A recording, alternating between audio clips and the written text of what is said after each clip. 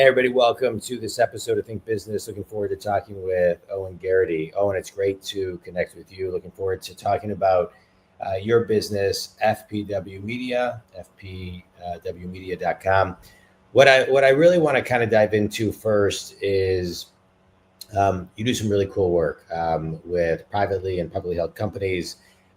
You do a lot with client messaging and helping people create the vision of their business.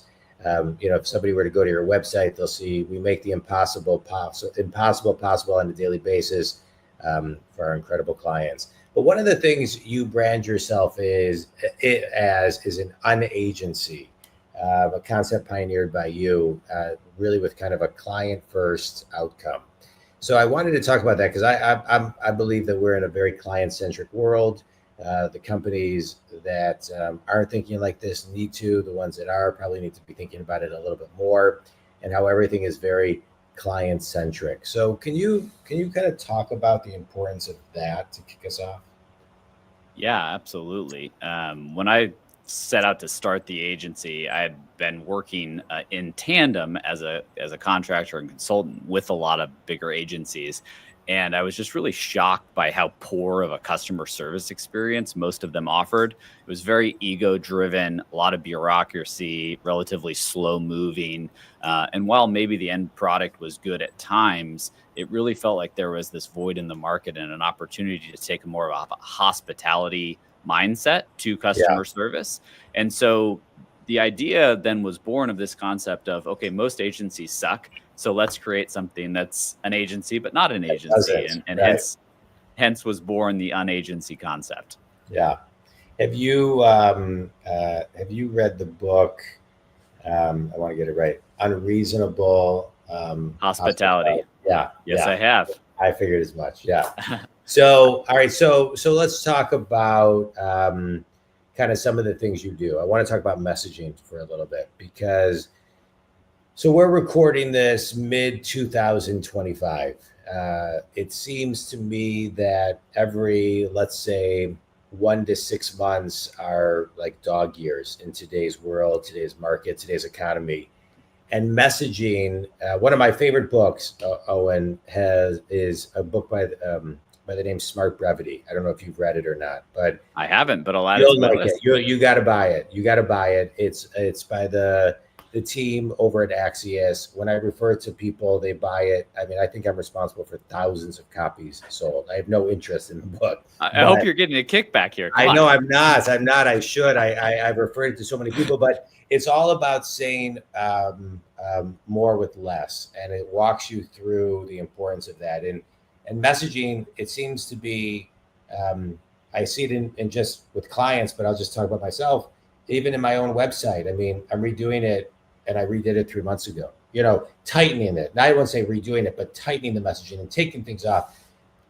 Talk about messaging, right? How attention span is, how tight it needs to be, how often companies need to be looking at it, examining it, making sure that it talks to, multiple generations, creates an impact, has an impact, et cetera, et cetera.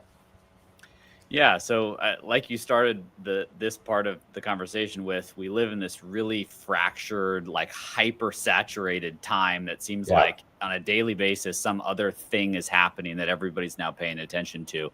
And so with that, if your message is not really tight and speaking directly to the customer that you want to speak to and providing some level of value to them, it's simply going to be ignored. And I think what's happened is that there was so much digital revolution in the last 10 years when we talked about, fully omni-channel campaigns, digital first strategy, all these buzzwords that everybody adopted. And that somewhat came at the cost of message and story. And so now what you're seeing is, you're driving a bunch of traffic to your digital platforms, but it's not necessarily converting, or it's converting in an ever decreasing percentage because you're losing the attention game, right? We see crazy high bounce rates on sites on average across the internet. Part of that's bots, but part of it also is just that you're losing the attention game. Most people, when they are on your digital platform, whatever it may be, your social, your whatever, also have another screen going or are doing something else. They are multitasking, right? Exactly. And so, what's going to get them to actually give you their full attention, or 75% of their attention? Heck, we'll take that. We don't necessarily need the full thing, but we need enough. Yeah, we need enough to convert. And so where we see people who are really winning in this space is they're starting by understanding the pain point of their customers, right? At a very deep level, they're really capturing and understanding what makes my ideal customer tick. And that helps to avoid a lot of the missteps that brands make, but it also is the pivotal building block to that brand story. So dive into that for a minute. Like, what makes them tick? Companies, to just use your language, are, have three different ways that they tick, three different audiences, sometimes one, depending on how they niche. And so just rewind that on the process to figure it out. So if a company is listening to this right now, I'm a business coach. I work with solopreneurs to Fortune 100 companies. So that's who listens to the podcast. And so if somebody is listening to this right now, how do they rewind that to, kind of a micro agenda of what that first meeting looks like that needs to get this in motion? What are, what's a question they ask themselves? What do they need to do to kind of get the ball rolling? Not that they can't call you. I'm not suggesting that, but yeah, I understand. What do you do? What do they do? Yeah. First and foremost, it's really understanding what are the assumptions that we're making today, and are those assumptions backed up by anything, right? I think even really large and sophisticated brands make a worrying degree of assumptions about their customer because they've been transacting with that customer archetype or archetypes for a significant period of time. And so they think that they fully understand what is important to that customer type. And what we see is that oftentimes when you start to challenge those assumptions and say, what are we actually seeing in the data, right? What does our first party data tell us? Right. Or any sort of research we've commissioned, right? A top of mind brand awareness study or a customer sentiment analysis, or just the surveys, post-purchase surveys that we send out. Whatever data is available to them, what is that saying? And does it align with the assumptions that we're making? And oftentimes we find that it doesn't perfectly align. Yeah. Sorry, go ahead. No, you go ahead. The other trend I really want to talk about. Hold on. Before you get to the second trend, I do have something to say. That. Okay, perfect. So I'm a big fan of the following statement. There are no bad ideas. There are just bad assumptions. Yes. And one bad assumption can take down a company. You can look at Kodak, who came up with the first digital camera, right? Made an assumption people wouldn't use it. Borders Books.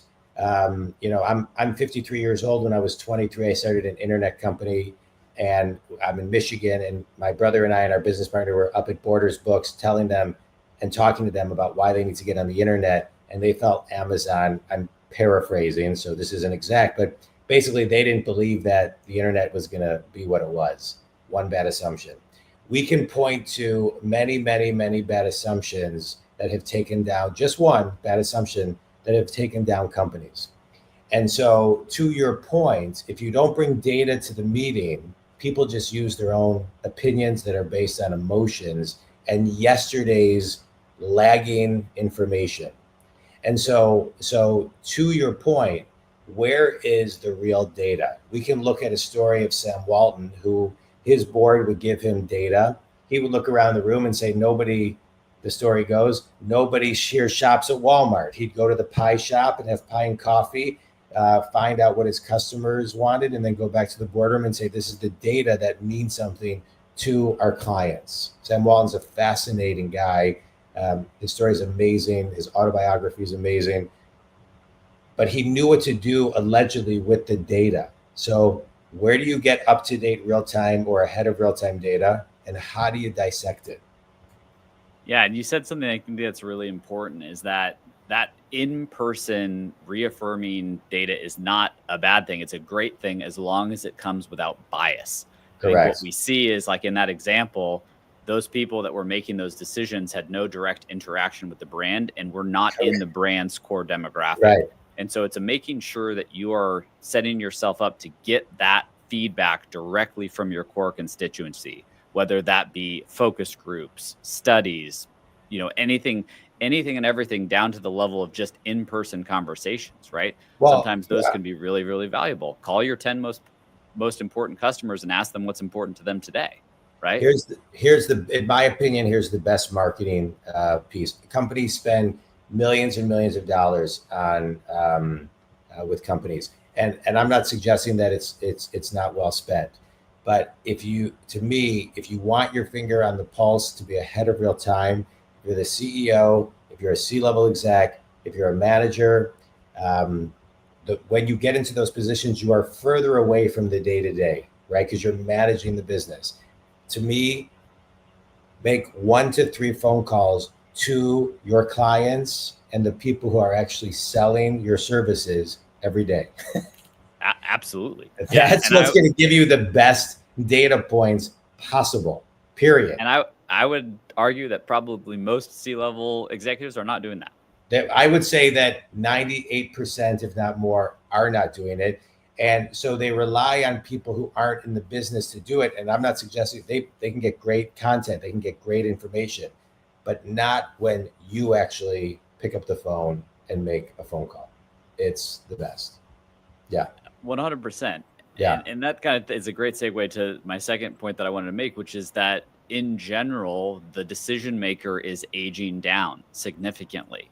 And that there's these huge generational shifts that are happening. And I think that they're more impactful the bigger the company is, right? A smaller company is going to be much more in tune with the changing demographics of their customer. Correct. Because they're interacting with them on a very face-to-face, low-to-the-ground basis. But once you get up into a larger organization, plus 1,000 employees or larger, that is totally out the window. And so you have to figure out, okay, how do I layer all of these inputs to get a really good picture of who that customer is and who is becoming the customer, right? Who's standing behind them? Because the ways that a lot of these businesses are transacting today is not relevant to that new consumer. Correct. And so it's what are you going to do about that? Right. But to your point, who is the next consumer? And that could be in a month. That could be because an influencer on TikTok talked about X. I mean, you really got to be in tune with that. And if you're talking to your people in different generations of people who are purchasing your products, then they're going to tell you, oh, I learned about it, So I think it's great. I want to go back to storytelling for a minute, because you talked about storytelling. In 2018, you directed the award-winning and critically acclaimed film Lionhearted. Elevates veterans' combat stories. So very cool to do that. I mean, to give that the praise that it's needed for people who fought for this country. So I'm grateful for all of them who do. But I want to talk about storytelling and how storytelling is in everything that we do. It's in every commercial. It's in every pitch. It's in how we influence as leaders. Every story follows kind of the same format. You got a villain, success, what failure looks like. You got a hero, you got a guide, and you got an action plan to, and inspiration and some inspirational music behind that. You've got a great movie, commercial, TV show pitch. And so talk about the power of, you get your messaging down. You've talked to the proper people, but now you got to tell the story. And the story is what's going to hit the hearts and the minds and the pocketbooks of the people that you're messaging to. So what's a good story? Who's a good storyteller that you can point to? Yeah, I think that, a good story is a story that makes our customer feel something, right? At the end of the day, good story-driven marketing has to elicit a reaction. So taking a Lionhearted project as an idea, yes, that was on an island, a very altruistic project, but it was funded by a brand, and it was funded by a very large brand for a reason, which was that issue of veteran suicide was the most important thing to their customer constituent at that time.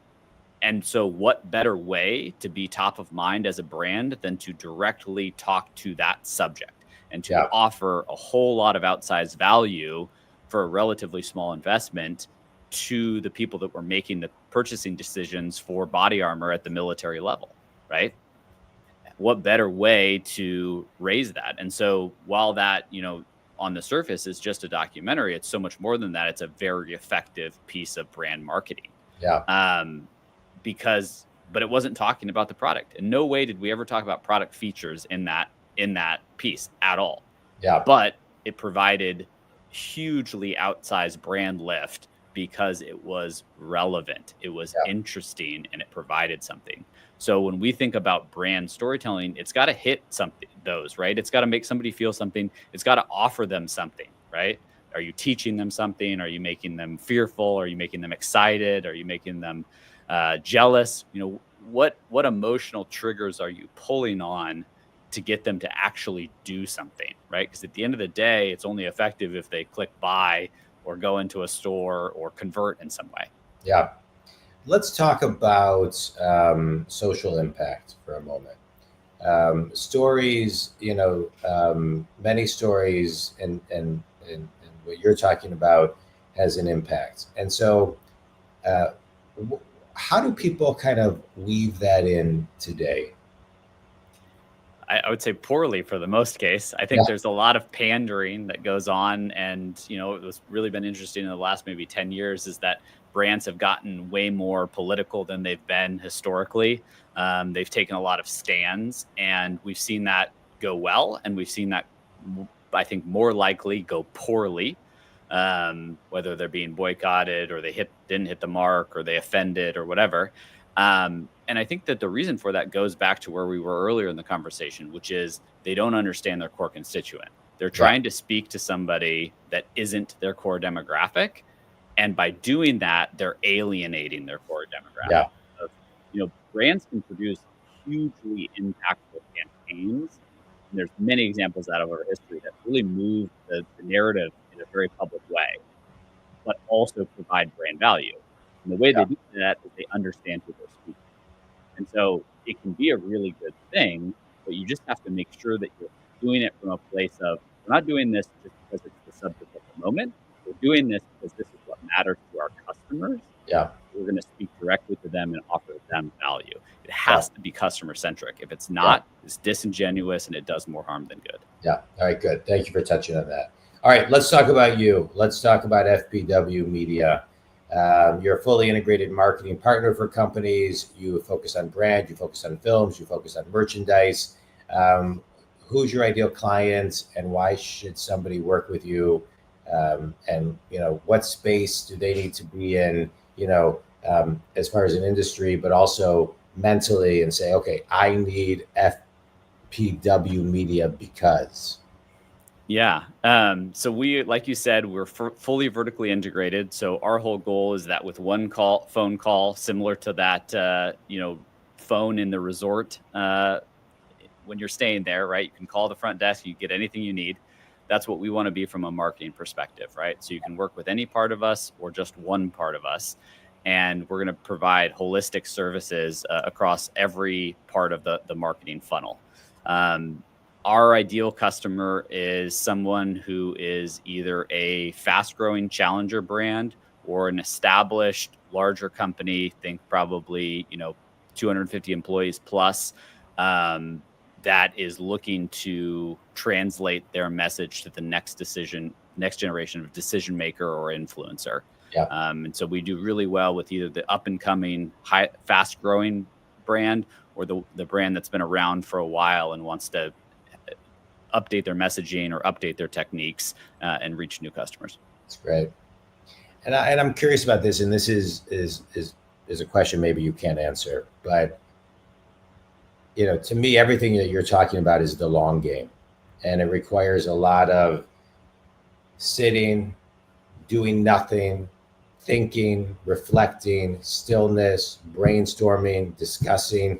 And sometimes you can't necessarily say, well, we're going to do that in 2 hours. It's a process. It's not, it's something that goes overnight. So how much time should somebody, if they're thinking about this, because I would think somebody would think, oh, that sounds so overwhelming. How much time does it take to kind of get things in flow? Yeah. So FPW stands for fast-paced world. Inherently built into our values as a company is the fact that time is money.